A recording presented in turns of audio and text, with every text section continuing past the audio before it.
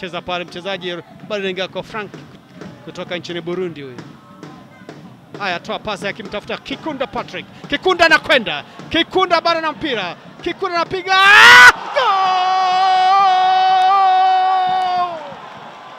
Goli la kwanza la Musanze. Mfungaji akiwa ni Mugenzi Sadri. Anafungua hapa. Bao la kwanza la Musanze. Mfungaji akiwa ni Mugenzi Sadrick. Hapo anacheza Desi. Haya, piga magoti kushukuru Mwenyezi Mungu. Mugenzi Cedric. Bao la kwanza ameandika Cedric Mugenzi kabla ya mapumziko. Shabiki wa Rayon hawajakubali hali inavyoendelea. Hawaamini kwa macho yao na staff. Aha rero n'uburyo igitego cyagiyemo ikipe ya Musanze yamanutse Kikunda atanga pase nziza. Mugenzi Cedric nawe ruhagaze neza, nta kindi yakoze uretse kwandika igitego atinisha ukuguru kwe k'uburyo. Nguko uko byagenze. Aha rero ni Emmanuel Ruremesha yishimira igitego ko kigiyemo. Robertinho kenshi yabonye ko ari kubibaye ngombwa ashyiramo abataka imbere kugira ngo ashakishe ibitego. Nibyo ni kubibona nawe Romario. Akeneye mukinga Gilbert ufite speed, ufite pace ku ruhande ushobora gufasha amukwataka. Kufra yabonetse ari baragarutse biracyakomeye mizamati. Katurebe cyageze ngo tayari. Igitego cyageze ngo tayari hano. Ndabona Manzi Thierry niwe babaza ko rero kikizemo. Iki ni igitego cya kane Manzi Thierry atsinze. Kupita poto. Turaza kureba uburyo cyagenze hariya. Nka kapitene yamabwiye ati mushyiremo imbaraga dushake igitego. Umunota 48. Kikaba ari igitego cye cya kane amaze gutsinda muri champion. Igitego n'umukinyi uri efficace cyane gukinisha umutwe.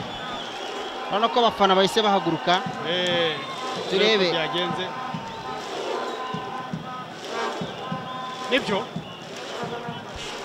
Turebe urabona ko yakubise poto ugahita ujya mu ndani warezoba.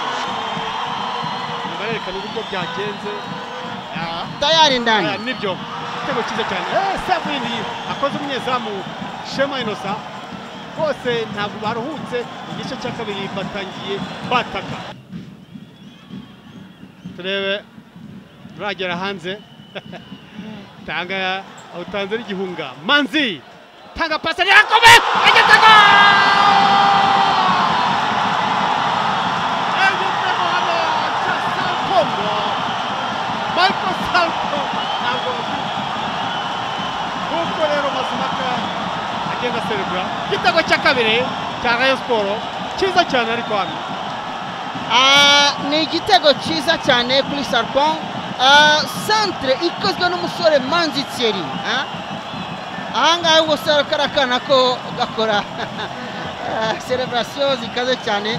Mazimaka kamba tubundi muyita umusaza ariko reka nanjye nze mbikore gusa. Iki gitego kizamuye aba bafana. Ni igitego cyiza ku musore Salpongo utsinze igitego cya 15. Igitego cyiza cy'umutwe kuri centre nziza ikozwe. Igitego cya 14. Cya 14. Ubanganyije na Muhajiri Hakizimana. Nibyo reba centre ya Thierry yari bien soigné. Salpongo timing nziza ari wenyine. Iyi ikaba ibaye na assist ya kabiri. Uribuka assist ya mbere umusore Thierry yatanze batsinda ikipe ya Gicumbi igitego kimwe cyatsinze neza cyane. Manzi l'homme du match. Niwe homme du match yatsinze igitego abaye decisive mu gitego cya kabiri. Kabisa. Mazimaka François amemnyang'anya bao, amenyanga mpira. Tafuta jinsi ya kwanza kuandika bao la tatu. Goli la tatu hapo la Rayon. Haya. Bao la tatu na mchezaji Mami Shimwe Jabal. Ameweza kuandika bao la tatu na hatimaye Mazimaka Andre amenyanyua pale kale mti kale bendera. Bao la tatu, anaruhusu bao la tatu mchezaji goalkeeper Inosa Shema. Kosa limetokea wapi? Kosa ameonekana François Kizimana ameruhusu amewapa, kacheza vibaya kweli kweli, kawapa nafasi kubwa. Ndiyo, wamezuba kidogo, hakuweza kumkaba vizuri Mani Singwe Jabel. Ukimpa nafasi kama hii lazima ataweka mpira kimiane. Hii ni bao lake la 6 katika timu ya Rayon msimu huu. Haya, anachezeshwa mchaka hawa vijana wa Musanze. Wanaonyesha jinsi alivyopata bao. Safi.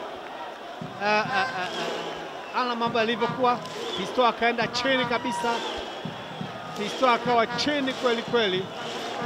Ana jinsi mambo yalivyokuwa. Kateleza. Hapa anashangilia bao la 3. Mambo ndivyo yalivyo katika uwanja huu. Gurifata buguziri kunogeye aho uri hose mu gihugu ukoresheje MTN Mobile Money, Tigo Cash, Airtel Money cyangwa ugana abaduhagarariye mu gihugu hose. Azam TV, imyidagaduro kuri bose.